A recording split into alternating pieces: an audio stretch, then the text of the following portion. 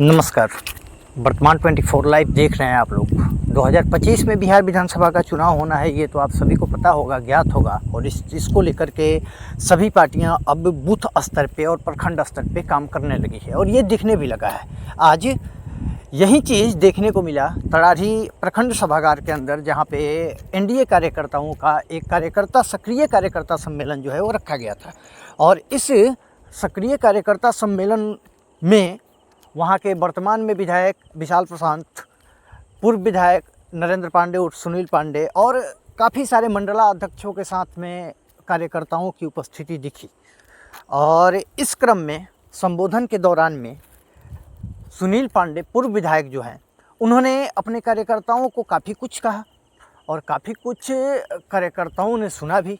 और इसी क्रम में उन्होंने ये भी कहा कि चूँकि समय कम है और 2025 में बिहार विधानसभा का चुनाव भी होना है, तो इस चुनाव को लेकर के अब आप लोगों को रिमोट की तरह घर घर तक पहुंच करके और आम लोगों की समस्याओं को सुनना पड़ेगा और देखना पड़ेगा।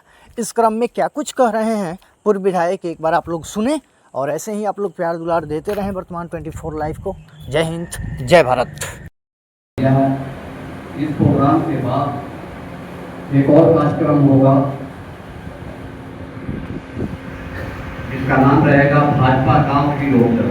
उन्होंने अपनी बात रखी और दूसरी आपका कार्यकर्ता सम्मेलन है, कार्यकर्ताओं को अपनी बात रखी थी। हम लोग नीति पर बात करेंगे, चुनाव कैसे जीता जाए, कार्यकर्ताओं की महत्वपूर्ण भूमिका उसमें क्या होगी।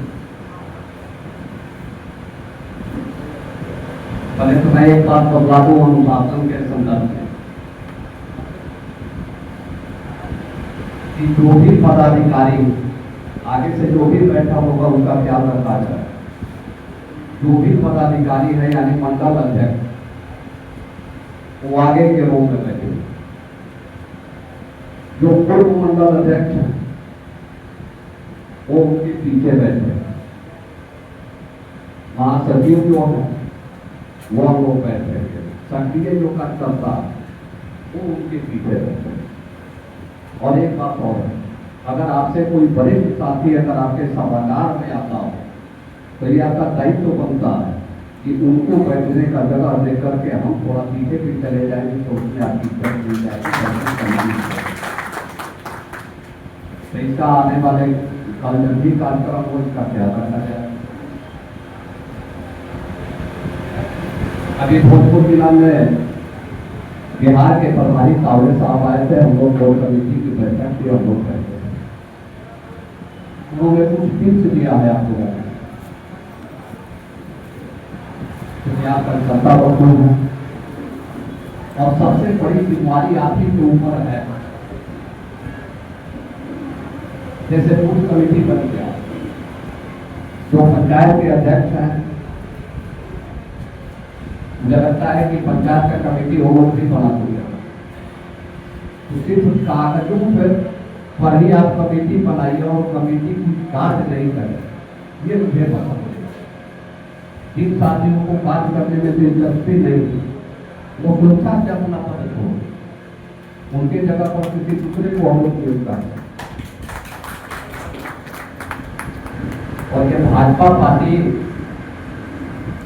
कार्यकर्ताओं के बदौलत ही आज यहाँ तक है। 1980 में भाजपा पार्टी का गठन हुआ, पहले जंक्शन हुआ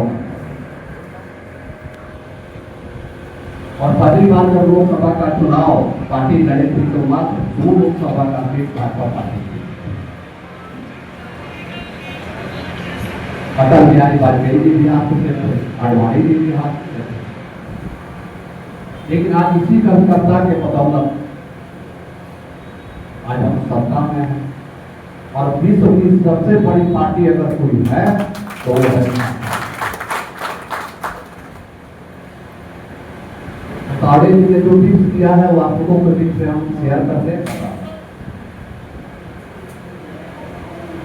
गांव में किसी व्यक्ति की जो समस्या है, चाहे आवास से संबंधित कोई समस्या है या उस गरीब को गैस सिलेंडर नहीं मिला हो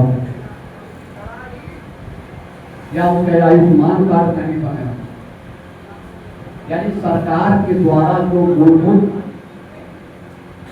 व्यवस्था जो दिया जाता उन गरीबों उनके पास करदाताओं को जाना है, वो उनके बीच में जाएंगे, उनके घर में जाएंगे और उनसे जानना चाहेंगे कि आपके घर में क्या क्या समस्या है, बताइए हम आपके लिए क्या कर सकते हैं। आप तो जीरो प्रखंड में आपका ऑफिस खुला हुआ है, आप वहां से क्योंकि आप कार्यकर्ता हैं तो उनकी समस्या को यहाँ पर आप नोट कराएं और यहाँ से उनकी समस्या का समाधान होकर के जब आपको सूचना जाए और जब आप उस व्यक्ति के घर जाके ये बताइएगा कि चाचा भैया का ये काम था, ये काम देखिए हो गया, तो वह परिवार हमेशा आपका ऑफलाइन है, वह किसी पार्टी से जुड़ के नहीं जाएगा, वह आपको मानेगा कि आपके बदौलत हमारा ये काम हुआ। जब मतदान का वक्त आएगा तो आपको हक है, आप जाके कहिएगा कि चाचा आपका हम काम कराए थे, आपका वोट का समय आया, तो निश्चित तौर पे वह मतदाता आपके पक्ष में मतदान करे। ये सबसे पहला बूथ कमेटी बनी हुई है, बूथ अध्यक्ष है, तो बूथ अध्यक्ष और बूथ कमेटी की एक जिम्मेदारी है कि गांव के जिन भी बंधुओं को जो समस्या है उसको नोट करके अपने पंचायत अध्यक्ष को बताएंगे, पंचायत अध्यक्ष अपने मंडल अध्यक्ष को बताएंगे और मंडल अध्यक्ष अपने तरीके से देखेंगे, जहां उनकी जरूरत पड़ेगी जिला कमेटी है जिला में देखेगी, माननीय विधायक को यह सूचना जाएगी, तो सब काम जो है सिस्टमेटिक ढंग से आपका हो जाएगा और संगठन के बदौलत ही हम आगे बढ़ सकते हैं, तभी हम चुनाव जीत सकते हैं। आपको गठबंधन का दौर है, तो गठबंधन के दौर में सभी पार्टियों को सीट मिलेगा, तो हम लोग सभी विधानसभा क्षेत्र में बैठक क्यों कर रहे हैं? हम इसलिए कर रहे हैं कि जिन सीटों पर हमारे गठबंधन का कोई साथी अगर चुनाव लड़ रहा है तो हम भरपूर अपनी पूरी ताकत लगा करके उस साथी को जिताएंगे। एक बात और जान लीजिए, तो सर्वे हुआ, सर्वे में इस बार बता रहा है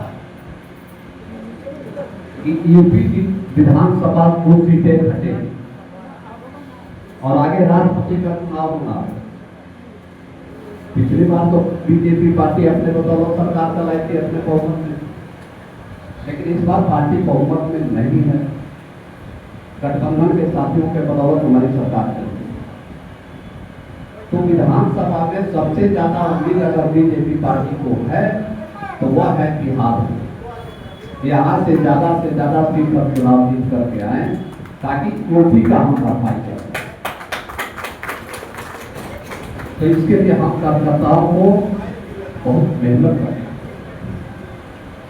अब चुनाव में आपका ज्यादा समय नहीं, पार्टी चुनावी मोड में चल दिया तो आपको भी अब चुनावी मोड की तरह काम करना। अब तो कुछ दिनों के बाद यही 2 महीना के पास समय फिर आएगा बरसात का मौसम, तो उस वक्त किसान खेती बाड़ी में परेशान रहेंगे। हम तो सभी किसान का समझ से आते हैं, तो उस वक्त बहुत बड़ा कोई कार्यक्रम नहीं हो पाए। तो पंचायत अध्यक्ष, बूथ अध्यक्ष, ये सारे मिलकर अपने पंचायत को हमेशा जो है और जागरूकता लोगों में फैला।